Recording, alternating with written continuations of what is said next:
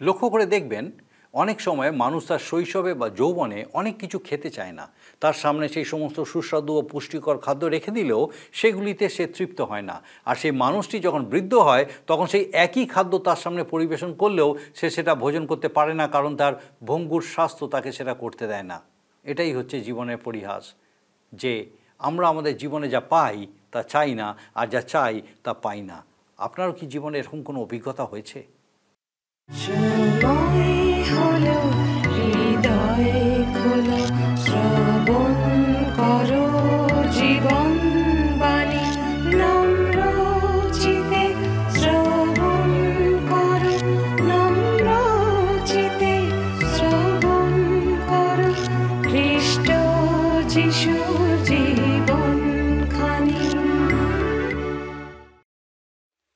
নমস্কার, জীবনবাণী অনুষ্ঠানে আপনাকে স্বাগত জানাই। আমার বিশ্বাস মহান ঈশ্বর তার মহা অনুগ্রহে করুণায় আপনাকে সুস্থ রেখেছেন, সুরক্ষিত রেখেছেন। আর একই সঙ্গে আমার বিশ্বাস ঈশ্বরের বাক্যের এই যে ধারাবাহিক আলোচনা, এই আলোচনায় আপনি যে নিয়মিত অংশগ্রহণ করছেন, ঈশ্বরের বাক্য বিশেষভাবে আপনার জীবনে কাজ করছে। আপনার কাছে আমরা কৃতজ্ঞ যে আপনি আমাদেরকে এই বিষয়ে জানাচ্ছেন কিভাবে ঈশ্বরের বাক্য আপনার জীবনে কাজ করছে, কিভাবে নতুন বিষয় আপনি শিখছেন, কিভাবে আপনি নতুনভাবে ঈশ্বরকে উপলব্ধি করতে পারছেন, আপনার জীবনে দেখতে পাচ্ছেন জীবনের যে মান, জীবন যেভাবে চলা উচিত, এই বিষয়ে নতুন দর্শন আপনার কাছে প্রকাশ হচ্ছে। আর আপনি আমাদেরকে এই বিষয়গুলো জানাচ্ছেন, এই জন্য আপনার কাছে আমরা কৃতজ্ঞ। একই সঙ্গে আপনাকে ধন্যবাদ, আপনার প্রার্থনার বিষয়ে আমাদেরকে জানাচ্ছেন। আমরা আপনার জন্য নিয়মিত প্রার্থনা করছি, আর আমাদের বিশ্বাস ঈশ্বর আমাদের প্রার্থনা শুনছেন এবং তিনি তার নির্ভীত সময় অবশ্যই তার উত্তর আপনাকে পেতে সাহায্য করবেন। আসুন আজকে আমাদের অনুষ্ঠানের শুরুতেই একটা গানের মধ্যে দিয়ে আমরা ঈশ্বরের গৌরব করি।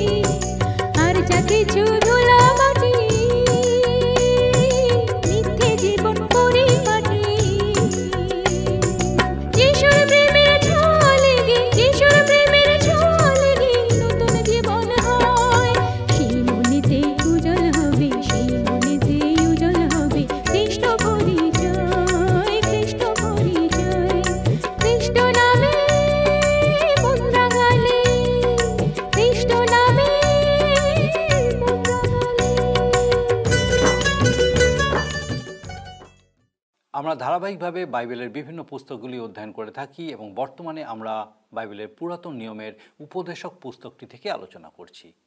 রাজা সলোমন তার জীবনের বিভিন্ন বিষয়ে বিভিন্ন অভিজ্ঞতা সঞ্চয় করেছিলেন, কিন্তু কোনো কিছুতেই তিনি তৃপ্ত হতে পারেননি। আজকে আমরা দেখব ধন সম্পত্তির অন্বেষণ এবং উপভোগ করার বিষয়ে তিনি কি অভিজ্ঞতা লাভ করলেন। তিনি অন্যদের থেকে অনেক বেশি এই কাজে অগ্রসর হওয়ার সুযোগ পেয়েছিলেন। আমরা জানি যে তিনি ছিলেন পৃথিবীর সব থেকে ধনী ব্যক্তি। ধন সম্পদ কখনোই মন্দ নয়, কিন্তু ধন সম্পদের প্রতি আসক্তি হওয়া এটা হচ্ছে মন্দ বিষয়। প্রকৃতপক্ষে উদ্দেশ্যবিহীন বৃদ্ধি সব ক্ষেত্রেই অমঙ্গলজনক। তার মধ্যে থাকে না কোনো আনন্দ, কোনো শান্তি। একজন পরিশ্রমী ব্যক্তি হয়তো অত্যাধিক ভোজন করার সুযোগ পায় না, কিন্তু একটা বিষয়ে নিশ্চিত হওয়া যায় যে অত্যাধিক ভোজনকারী ব্যক্তির তুলনায় তার ঘুম কিন্তু ভালো হয়। ধনবান ব্যক্তির কাছে সব কিছুই অত্যাধিক পরিমাণে থাকে। বস্তুত সে সব সময় গুরুপাক ভোজন করে, আর কিছু সময় পরে তার ভোজন করার ইচ্ছাও কমে যায়। তার অতিরিক্ত ধনের বিষয়েও দুশ্চিন্তা করতে হয়। এই সমস্ত কিছুর কারণে তাকে হয়তো বিনিদ্র রাত যাপন করতে হয়। প্রকৃতপক্ষে দেখা যায় যে ধন সম্পত্তি যত না মানুষকে সাহায্য করে, তার চেয়ে অনেক বেশি কষ্ট দেয়। রাজা সলোমন এবারে একটা অত্যন্ত বাস্তবসম্মত বিষয় উত্থাপন করেছেন। তিনি বলেছেন যে একজন ব্যক্তি হয়তো সারা জীবন ধরে প্রচুর ধন সম্পত্তি সঞ্চয় করে, আর সে তার পুত্রের জন্য সব কিছু রেখে যায়, আর সেই পুত্র সব খরচ করে ফেলে। এই সমস্ত কিছু দেখে রাজা সলোমন বুঝতে পেরেছিলেন যে ধন সম্পত্তি মানুষকে তুষ্ট করতে পারে না, আর জীবনের সমস্যাগুলোরও সমাধান করতে পারে না। উপদেশক 6 অধ্যায়ে আমরা লক্ষ্য করি যে রাজা সলোমন ধন সম্পত্তির বিষয়ে তার অভিজ্ঞতার কথা বলছেন। তিনি লক্ষ্য করেছিলেন যে যার ভোজন করার ক্ষমতা আছে তার অর্থাভাব আছে, আবার যার টাকা পয়সার কোনো অভাব নেই তার খাদ্য গ্রহণ করার ক্ষমতা নেই। অন্য লোক সেটা উপভোগ করে। তিনি আরও বুঝতে পারলেন যে একজন ধনী ব্যক্তি যে তার ধন সম্পত্তির কারণে একজন দরিদ্র ব্যক্তির থেকে বেশি দিন জীবনযাপন করবে এরকম নয়। যা কিছু জীবনে শান্তি নিয়ে আসতে পারে না তার পশ্চাতে ছুটে বেড়ানো অর্থহীন। আমরা উপদেশক 7 অধ্যায়ে এসে দেখি যে রাজা সলোমন তার জীবন নিয়ে তার শেষ পরীক্ষা নিরীক্ষা করেছেন। তিনি তার জীবন নিয়ে কত রকম পরীক্ষা করেছিলেন সেই সমস্ত বিষয় আমরা অধ্যয়ন করেছি। এবারে তার পরীক্ষার বিষয় হলো নৈতিকতা। তিনি সৎ ও নৈতিকতায় জীবনযাপন করে তৃপ্ত হতে চাইলেন। তিনি যে ভিন্ন ভিন্ন নীতি কথাগুলির উল্লেখ করেছেন সেগুলি নিয়ে আমরা এখন বিস্তারিতভাবে আলোচনা করব। আসুন আমরা নিজেদেরকে সুস্থির করি, নিজেদের মনকে স্থির করি, এবং ঈশ্বর যেভাবে এই সকল বিষয়ের মধ্যে দিয়ে আমাদের সঙ্গে আজকে কথা বলতে চান সেই বিষয়ের জন্য নিজেদেরকে প্রস্তুত করি। প্রিয় বন্ধু, উপদেশক 5 অধ্যায় থেকে আমরা আজকের আলোচনা করব। 5 অধ্যায় আমি আপনাদের কাছে 9 পদ পর্যন্ত গত অনুষ্ঠানে আলোচনা করেছি। রাজা সলোমনের জীবনে শান্তি ও তৃপ্তিকে খুঁজে ফিরছেন তিনি বিভিন্ন ক্ষেত্রে। বিজ্ঞান, প্রাকৃতিক নিয়ম, প্রজ্ঞা, দর্শন, বিষয়াসক্তি, বর্তমান সময়, অদৃষ্টবাদে, স্বার্থমূলক নীতিবাদ এবং ধর্মকর্মের মধ্যে। এবারে আমরা দেখতে চলেছি ঐশ্বর্য সম্পদে তাঁর শান্তির অন্বেষণ সম্পর্কে। 10 পদে আমরা দেখতে পাই, যে ব্যক্তি রৌপ্য ভালোবাসে সে রৌপ্যে তৃপ্ত হয় না, আর যে ব্যক্তি ধনরাশি ভালোবাসে সে ধনাগমে তৃপ্ত হয় না, ইহাও অসার। 5 অধ্যায় 10 পদে দেখছি, তাঁর মতে দর্শনে আরাম আনন্দ ভালো হলেও অন্তরে কোনো বিষয়ে লালসা বা কামনা ভালো নয়। হতে পারে এক ব্যক্তির বিশাল ব্যাংক ব্যালেন্স আছে যা আপনাকে কিছু নিরাপত্তা দিতে পারে আপনার জীবনে, কিন্তু তার শান্তি দিতে পারে না, তৃপ্তি দিতেও পারে না। ধন সম্পদ কখনো জীবনে পরিতৃপ্তি দিতে পারে না। সম্পদ কিছু মন্দ বিষয় নয়। শাস্ত্র ধন সম্পদকে দোষারোপ করে না, দোষী করে অর্থ বা ধনসম্পদে প্রেম বা আসক্তিকে।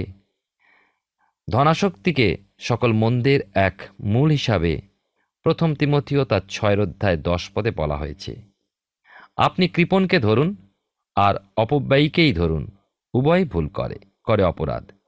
কৃপণ অর্থকে সমতল বা মসৃণ ভেবে তাকে স্তূপীকৃত করে, অপব্যয়ী অর্থকে গোল বা জড়ানো বস্তু ভেবে তাকে পাকিয়ে রেখে দেয় ও সঞ্চয়ে মন দেয়। সমস্ত রকম ধনাসক্তি কিন্তু পাপ, জানবেন। বিষয় হলো ধন সম্পদের প্রতি মানুষের মনোভাব। অর্থের লাভ তা দোষী নয়, দোষ হলো তাদের মধ্যে যে বা যারা এতে সংশ্লিষ্ট রয়েছে। ধন সম্পদের প্রতি প্রেমই হলো পাপ। ধনাসক্তি মানুষকে ধনী হতেও প্রেরণা দেয়। কিভাবে অর্থ আসছে আর কিভাবে তা ব্যবহার হচ্ছে লক্ষ্য করার বিষয়। ঈশ্বরকে সামনে রেখে ঈশ্বরের উদ্দেশ্যে সমস্ত কিছু হওয়া দরকার। একমাত্র উপায় ধনাসক্তি হতে মুক্ত থাকা, অন্তরে খ্রিস্টকে জাগ্রত অবস্থায় অনুভব করা, সর্বদা তাকে অনুভব করা, তাকে উপলব্ধি করে ধনাসক্তি বা লোভ হতে মুক্ত থাকা যায়। উপদেশক তার 5 অধ্যায় আমরা দেখতে পাই 11 পদে, সম্পত্তি বাড়িলে ভোক্তাও বাড়ে, আর দৃষ্টিসুখ ব্যতীত সম্পত্তিতে স্বামীদের কি ফল দর্শে? উদ্দেশ্যবিহীন বৃদ্ধিতে লাভ কি? যদি বৃদ্ধি হয়ে ঈশ্বরের উদ্দেশ্যে ব্যবহৃত হয় তবেই লাভ। ধরুন একটি মণ্ডলী দিনে দিনে খুব সত্বর বৃদ্ধি পেয়ে উঠল, কিন্তু এই বিশাল মণ্ডলীর তত্ত্বাবধান যদি যথার্থ না হয়, তবে এই বৃদ্ধিপ্রাপ্ত মণ্ডলী কি আনন্দের বিষয় হতে পারে? হতে পারে জাগতিকতার বা মাংসিকতার আস্বাদন পেয়ে এই বৃদ্ধি ঘটে চলেছে।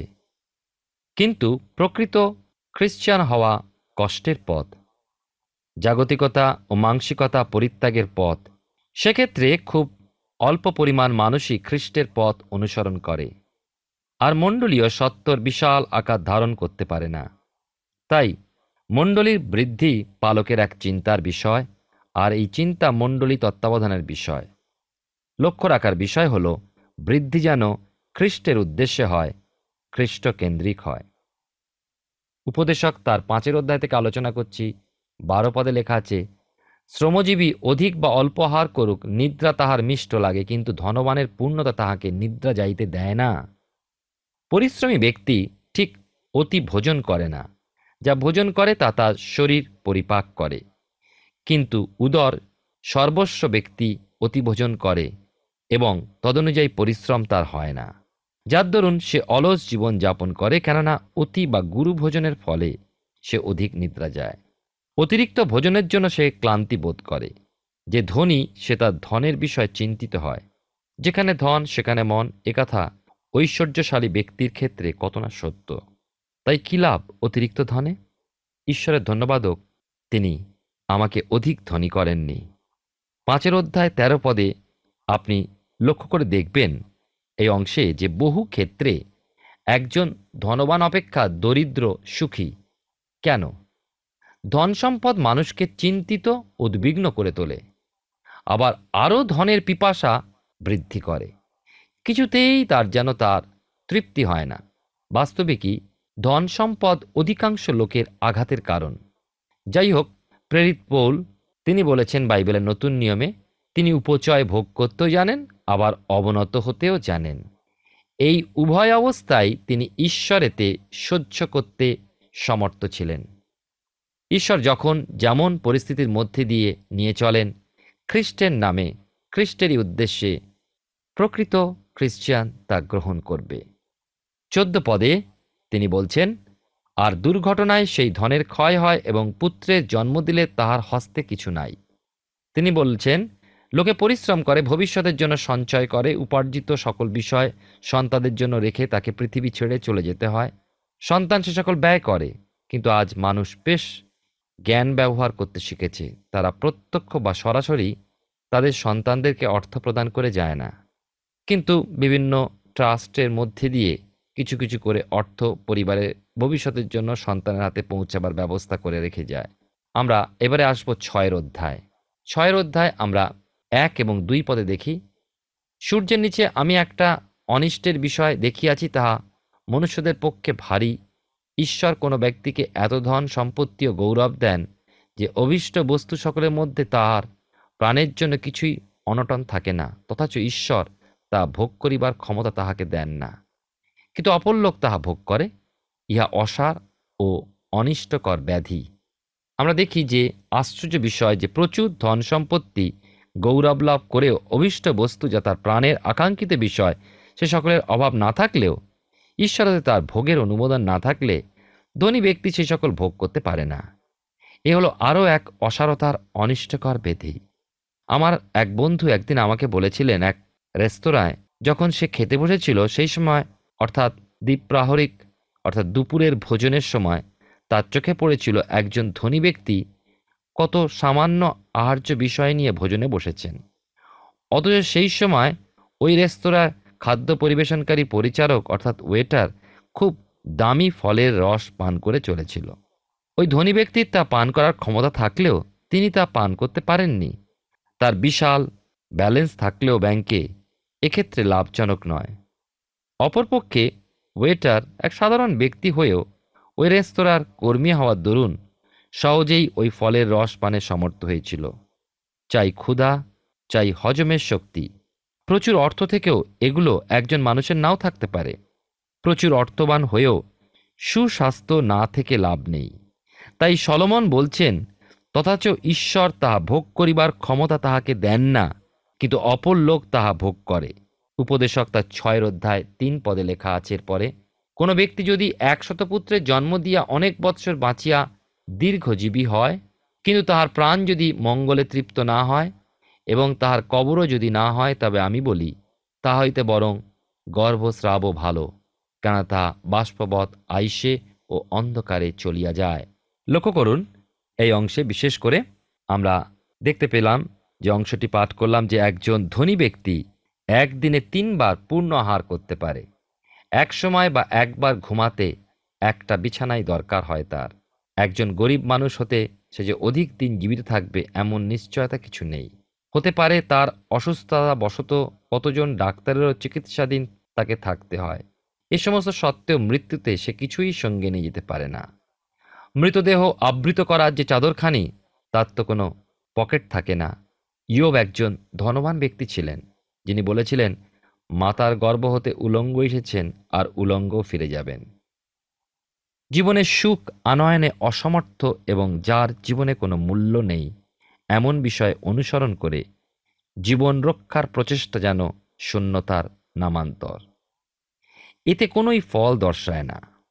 আমরা যেন সে কথা মনে রাখি। এবারে আমি আপনাদের কাছে আসব উপদেশক তার 7 অধ্যায়। সলোমন জীবনে শান্তি, তৃপ্তি ও সন্তোষের জন্য যে সমস্ত পরীক্ষা নিরীক্ষা করেছিলেন, এই অধ্যায়ে বর্ণিত পরীক্ষণটি সর্বশেষ বিষয়। সূর্যের নিচে প্রত্যেক বিষয়ের অন্বেষণ করে দেখেছেন এবং জীবনে তৃপ্তি লাভ করতে চেষ্টা করেছেন। তিনি বিজ্ঞান, পৃথিবীর বিভিন্ন প্রাকৃতিক সূত্রগুলোকে অনুশীলন করেছেন। হতে পারে কিছু পেয়ে থাকবেন, সেই সমস্তের মাধ্যমে কিন্তু জীবনে শান্তি, সন্তোষ, তৃপ্তি বা সমাধান কিছুই পাননি। তখন সলোমন গেলেন দর্শন ও মনোবিজ্ঞানের মধ্যে অন্বেষণে। পেলেন না তিনি শান্তি বা তৃপ্তি। এরপর আমোদ প্রমোদের চরমে ও বিষয়াসক্তি সীমা পর্যন্ত পৌঁছে সেই সন্তুষ্টির বা তৃপ্তির অন্বেষণ করলেন। তারপরও তিনি গিয়েছিলেন আজকের জীবনে জনপ্রিয় দর্শন অদৃষ্টবাদে। আরও অন্বেষণ করলেন স্বার্থমূলক নীতিবাদে, নিজের জন্য জীবন ধারণে। গিয়েছিলেন ধর্মকর্মের মধ্যে শান্তির অন্বেষণে।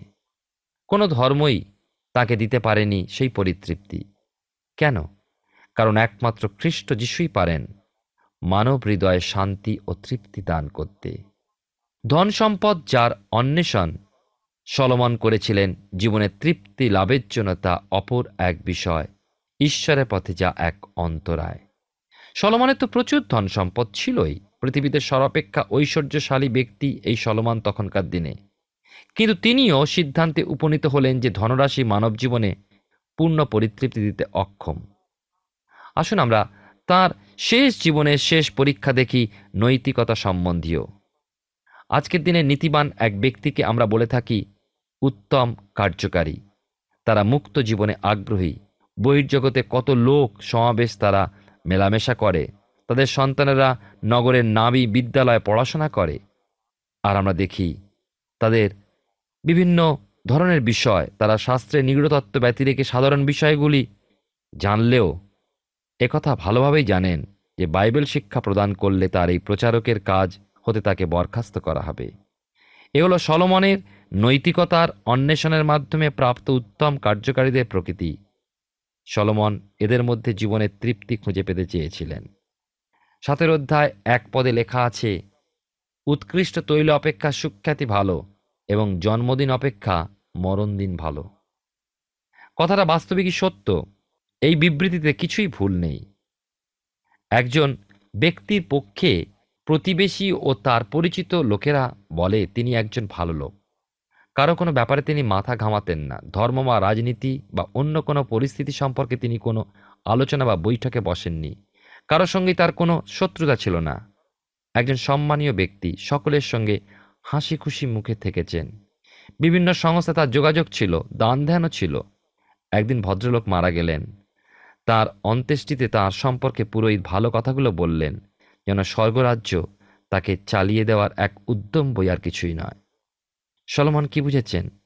মৃত্যুর পর শেষকৃত্যের সময় কোনো ব্যক্তির সুখ্যাতি বা প্রশংসামূলক পরিচয় হলো ইহকালে তিনি কত ক্লেশ ভোগ করেছেন সেই বিষয়। কিন্তু তা কি অন্তরাত্মাকে তৃপ্ত করে? ইহজীবনে সেই ক্লেশদায়ক অবস্থা জীবনকে কি সন্তুষ্ট করতে পারে? 2 পদে আমরা দেখতে পাই, লেখা আছে এখানে, ভোজের গৃহে যাওয়া অপেক্ষা বিলাপ গৃহে যাওয়া ভালো, কেননা তাহা সকল মনুষ্যের শেষ গতি এবং জীবিত লোক তাহাতে মনোনিবেশ করে। 3 পদে লেখা আছে, হাস্য হইতে মনস্তাপ ভালো, কারণ মুখের বিষণ্ণতায় হৃদয় প্রসন্ন হয়। নৈতিকতার এই সমগ্র জীবন এবং ভালো কাজ করার জীবন মর্যাদাপূর্ণ ও গৌরবান্বিত স্বভাবের মধ্যে যাপন করা যায়। এ ধরনের মানুষ সভা সমিতিতে যোগদান করে। দূষণ সম্পর্কে সবাই যিনি বক্তৃতা করার জন্য আসেন তারা তা শোনেন। তারা এক মর্যাদাপূর্ণ বা গৌরবান্বিত স্বভাব প্রকৃতি রক্ষার মাধ্যমে সেই সমস্ত বিষয় আলোচনা করে সেখানে উপবিষ্ট থাকে, কিছু করে না কিছুই। পরের সপ্তাহে এমনভাবেই চলে সমস্যা সম্পর্কীয় আলোচনা। তারা বক্তৃতা শোনে এবং উপবিষ্ট থেকে আলোচনা করে বটে, কিন্তু ভালো মন্দ কোনো কাজেই হাত লাগায় না। কোনো একদিন তাদের ওই পরিচিত গণ্ডির কোনো ব্যক্তির মৃত্যুতে তার শেষকৃত্য অনুষ্ঠানে যোগদানপূর্বক সুন্দর সুন্দর করে বলা কথাগুলো শোনে ও নিজেরাও কিছু হয়তো বলে। কেউই কিন্তু আন্তরিকভাবে দুঃখার্ত বা বিচলিত হয় না। প্রিয়জন হারাবার মতো দুঃখ বা ব্যথা কেউ অনুভব করেও না। এই ধরনের জীবন মানুষের প্রয়োজন বা অভাব মেটাতে পারে না। এই ধরনের জীবন যেন আমার কাছে এক পরিহাস বই আর কিছুই নয়। প্রিয় বন্ধু, আজ পর্যন্ত ঈশ্বর হতে আমার জীবনে তা অনুমোদিত করার সুযোগ আসেনি। খ্রিস্টানের জীবনযাপনে এই ধরনের পদ্ধতির প্রকৃত যৌক্তিকতা কিছুই নেই। জীবনে চলার পথে এই সহৃদয়তার স্বভাব আপনাকে সহায়তা করবে, সাফল্যের অভিমুখী করবে। সহজ সরল পথে চলুন, নম্রতাকে রক্ষা করুন, একজন চরমপন্থী না হয়ে অপরের সঙ্গে বিবাদ মিটিয়ে ফেলুন, সকলের সঙ্গে মিলেমিশে চলুন। প্রিয় বন্ধু, আসুন আমরা ঈশ্বর হাতে সমর্পিত হয়ে সেই পবিত্র জীবনের মধ্যে দিয়ে এগিয়ে চলি, যেন তার গৌরব আমাদের জীবনের মধ্যে দিয়ে হতে পারে। ঈশ্বর আপনার জীবনে মঙ্গল করুন। আমরা উপদেশক পুস্তক থেকে ধারাবাহিকভাবে অধ্যয়ন করছি। আমার বিশ্বাস, বিশেষ করে মহান ঈশ্বর আজকে আপনার সঙ্গে কথা বলেছেন। আজ আমরা লক্ষ্য করলাম, অন্য সমস্ত জাগতিক বিষয়ের মতোই কোনো বিষয়ে অত্যাধিক আসক্তি মানুষকে কখনোই শান্তি বা আনন্দ দিতে পারে না। সেটা ধন সম্পত্তির প্রতি আসক্তি হতে পারে অথবা ভোজনের প্রতি আসক্তি হতে পারে। রাজা সলোমনের যেরকম জ্ঞানেরও কোনো অভাব ছিল না, সেই রকমই তার ধন সম্পত্তির কোনো অভাব ছিল না, কিন্তু তবু তিনি জীবনে সুখী হতে পারেননি বা তৃপ্ত হতে পারেননি। তার ধনের প্রতি অতিরিক্ত আসক্তি ইসরায়েল জাতির জন্য সর্বনাশের কারণে দাঁড়িয়েছিল। রাজা সলোমন তার জীবনে উদ্দেশ্য খুঁজে না পেলেও আমাদের সেই সুযোগ আছে। তার কারণ হলো খ্রিস্টের সান্নিধ্যই আপনাকে সেই প্রকৃত শান্তি ও প্রকৃত তৃপ্তি এনে দিতে পারে। রাজা সলোমন এই বিষয়টা উপলব্ধি করতে পারেননি, কিন্তু আমরা যেন এই বিষয়ে বিফল না হই। জীবনের বিষয়ে রাজা সলোমনের আরও বেশ কিছু পর্যবেক্ষণ আমরা আমাদের আগামী পর্বে অধ্যয়ন করব। আসুন এখন প্রার্থনায় যাওয়ার আমি চাইব আপনি আমার সঙ্গে প্রার্থনায় যোগ দিন। আসুন প্রার্থনা করি। মঙ্গলময় পিতা, ধন্যবাদ, তোমার স্তুতি প্রশংসা করি, তোমার গৌরব করি। তোমার জীবন্ত বাক্য প্রত্যেক মুহূর্তে আমাদেরকে পথ দেখায়।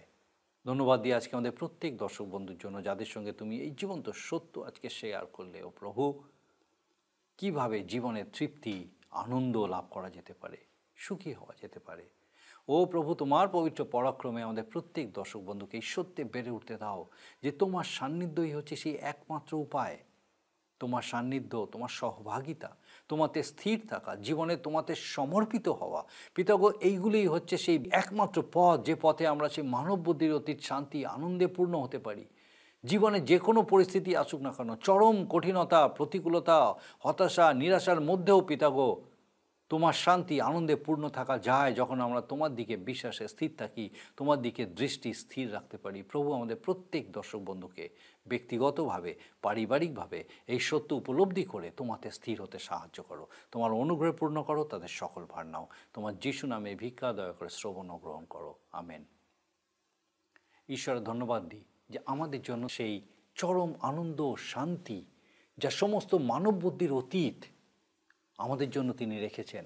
আর তার জীবন্ত বাক্য আমাদেরকে সেই শান্তি আনন্দের সন্ধান দেয় যে কিভাবে আমরা ঈশ্বরের আরও নিকটবর্তী হতে পারি, তার সান্নিধ্যে আসতে পারি। আমার বিশ্বাস এইভাবে আগামী দিনেও আপনি আমাদের সঙ্গে এই জীবনবাণী অনুষ্ঠানে অবশ্যই উপস্থিত থাকবেন। এইভাবেই যখন আমরা ঈশ্বরের বাক্যের এই আলোচনার মধ্যে দিয়ে আরও বেশি করে তার সান্নিধ্যে আসব এবং তার শান্তি আনন্দে পূর্ণ থেকে তারা গৌরব করতে পারবো। ঈশ্বর আপনার মঙ্গল করুন।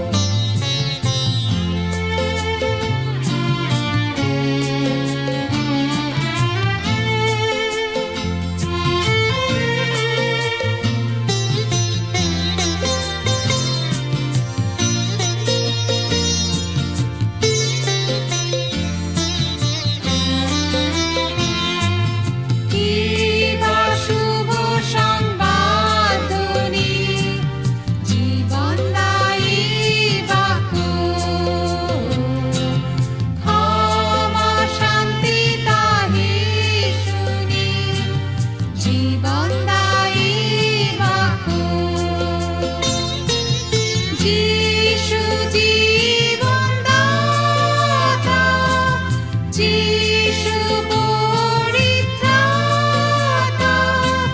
সুন্দর বাক্য, মধুর বাক্য, জীবনদায়ী বাক্য।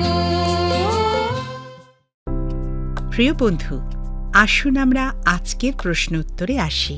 গত সপ্তাহের প্রশ্নের উত্তর অপশন এ, সূর্যের নিচে। আজকের প্রশ্ন, সম্পত্তি বাড়লে কি বাড়ে?